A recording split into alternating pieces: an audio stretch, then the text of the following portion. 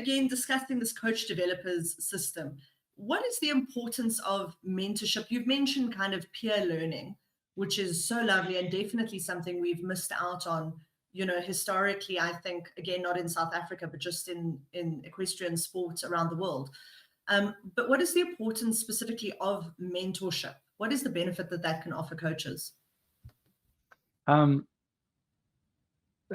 asked me in Florida last week, what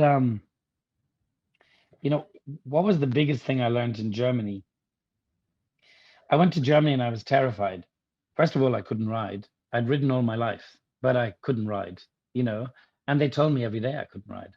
Meaning I couldn't sit and work the horse with riding. I'd been around a 4-star horse trials, but I hadn't done that. And I think that was mind-boggling. My lessons were very nerve-wracking because there was 11 horses in the ring at the same time, and I was on a mare a lot of the time, and they were all stallions.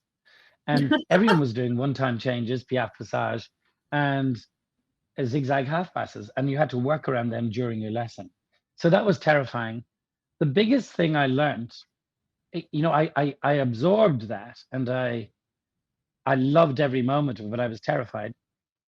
The rest of the day, I watched every horse from 10 o'clock in the morning, because my lessons finished at 10, my last lesson, and then I would watch until 5 o'clock in the evening.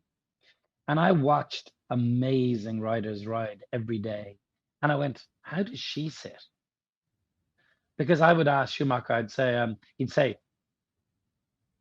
sit more. And I was going, how, Mr. Schumacher? And he goes, just ride.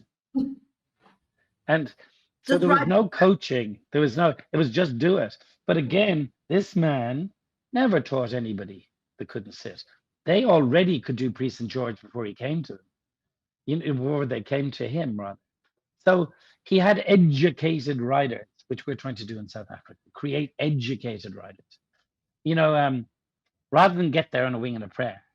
And what I learned from that was I worked out how people did that.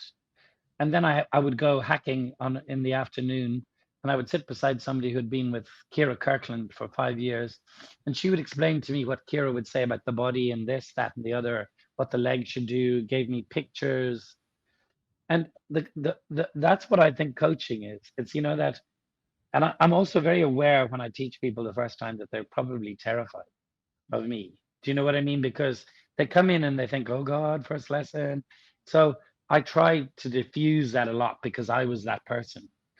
But also, it's these little bits of things that, Emma said to me about Kira, or somebody else said about Balconhol. Balconhol did it this way or that way. And I would try to get all that stuff in my head when he would say to me, ride shoulder in. So I think coaching is a lot of little things coming together to make the big picture. It's that jigsaw coming together finally. But you have to start somewhere.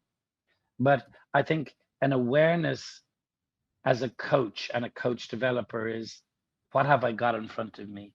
How are they responding to me? Are they scared of me? Are they arrogant? Maybe why are they arrogant?